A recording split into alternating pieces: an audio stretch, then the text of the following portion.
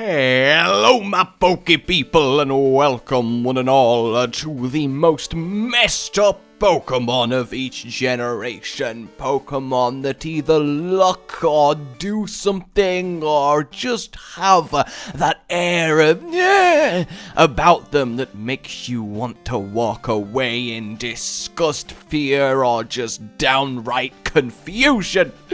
Or the occasional feels that do crop up. So, this was one hell of an undertaking to research, and what I can confirm is there are a lot of really messed up Pokemon. It's actually quite worrying, so there may be a few that you know about that don't crop up, and for that I apologize. These are of course my picks from what I looked at, but no doubt I've missed a few gems, but that's what the comments and the lovely discussion with you guys are all about. And then while there is going to be a few obvious ones like Cubone wearing Mother's skull is so sad, poor crying at the moon Cubone, my feels.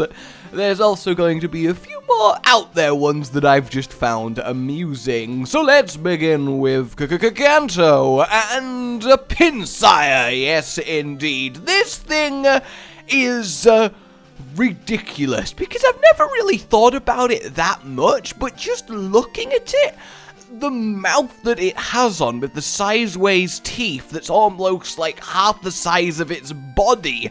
Imagine that clamping down onto you. This thing does look really demonic, but it gets a lot worse when you delve into the Pokedex, and if it grips you with its pincers, it will literally not let go until it has torn you in half. This Pokemon is the walking definition of to be cleaved asunder, and it's quite ridiculous. Like, there are graphic Pokedex entries, there are, but nothing quite evokes the visceral bloody mess imagery of Pincer grabbing a poor innocent Pokemon and literally cutting it in half down the middle so it bleeds out in two parts. What? That is messed up. So now a quick shout out to my homeboy Hypno and, you know, his little, innocent side hobby habit of mesmerizing children and stealing them. I don't think I need to elaborate as to why that is messed up, but that's not the most messed up thing about Hypno. No, it is not. The most messed up thing, the worst, most abhorrent thing, is that nose. What is it doing? It is just a deformed freak of nature nose. Hypno, dog, you are looking just awful, man. Like, seriously, get some plastic surgery. You are a pokey laughing stock. Stop channeling your inner Thornberry and sort it out, mate, because your face is messed up.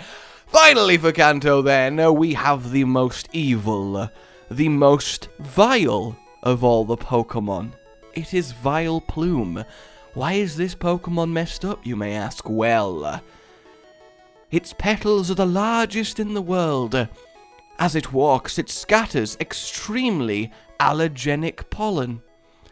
And as someone with hay fever, and it drives me crazy because it sucks having hay fever, a lot of you guys will know, having a Pokemon that's walking around scattering hay fevery stuff into the air to make people sneeze and splutter and have the stuffy awfulness, well, that is one of the most evil, messed up things anyone can ever do. And look at Vileplume's little face, hiding under its flower hat, that little smile and red beady eyes. It knows what it's doing, that evil little mouth that it's got going on. It is fully aware of the sickness that it's spreading, and for that reason, it is the most messed up Pokemon in Kanto.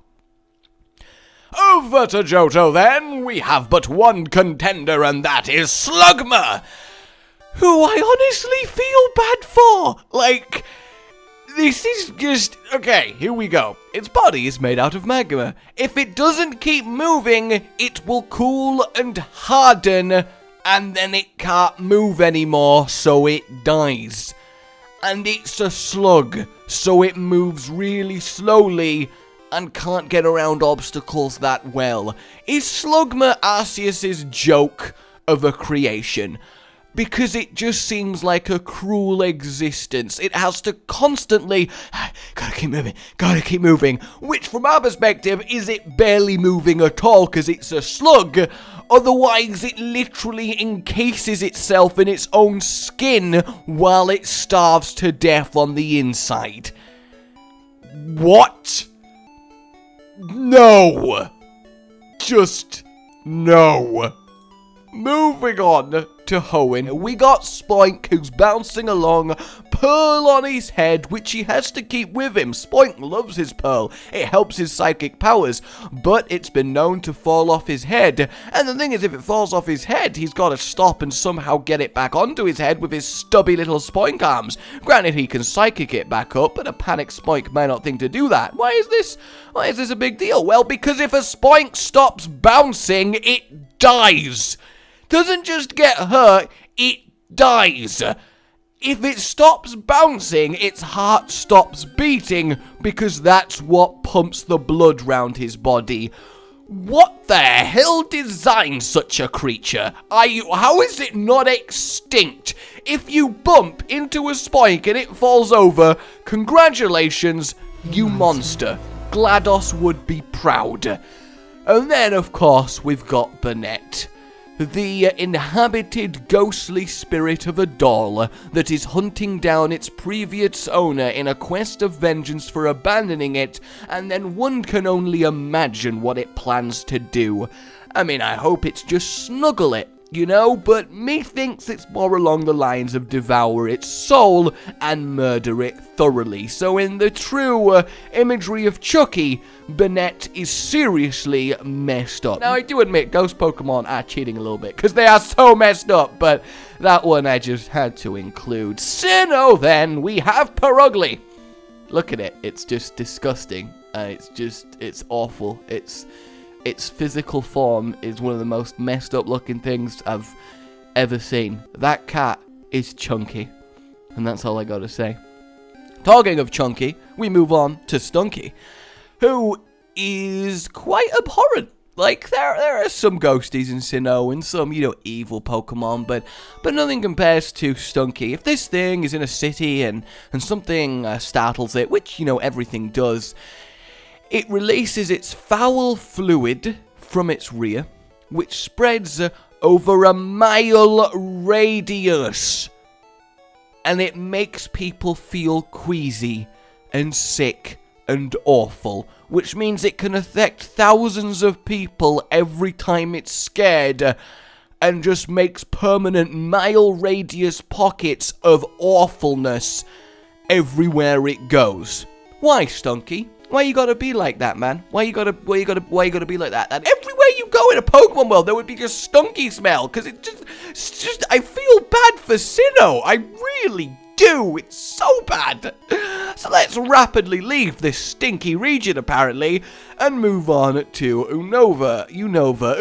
Who cares, really? Because they have Cofagrigus and Yamask. Yamask carries a mask with the face that it had in life, and it looks at it and cries. That is so sad and so messed up. Having to carry around your face as a ghost and just, like, be reminded constantly that you used to be, you know, a nice, chill, alive person to the point of despair?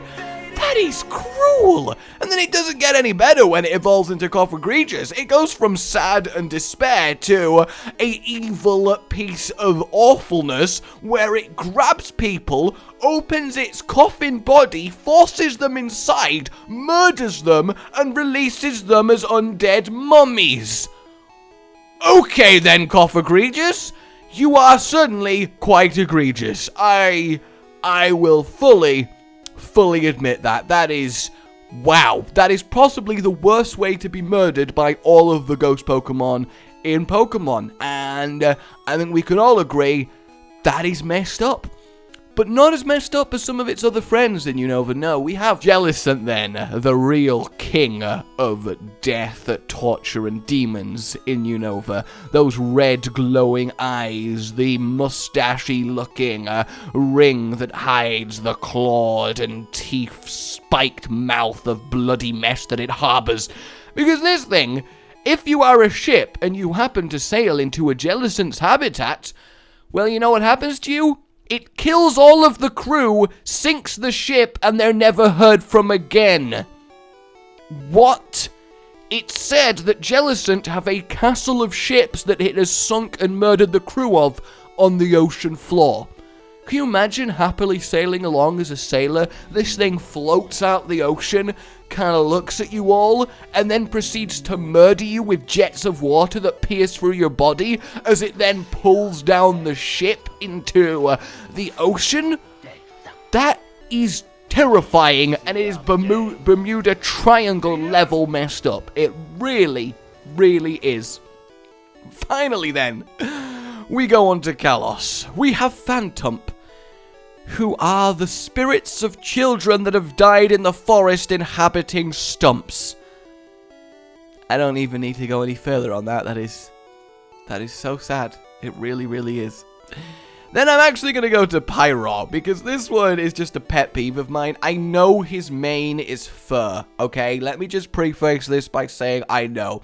But I hate Pyro because in 3D, his mane looks like a solid block instead of nice flowing fiery fur.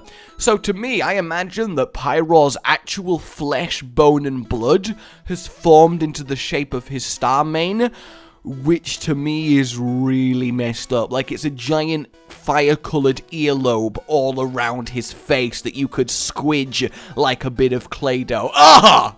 God, just imagine that. No!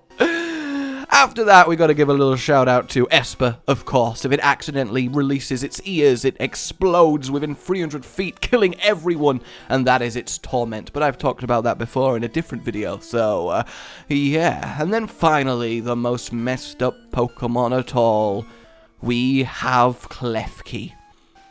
If you startle this, if you be aggressive towards a Klefki, you know what it will do? It will fiercely jangle its keys at you! That is messed up. Do you know how annoying it is to have keys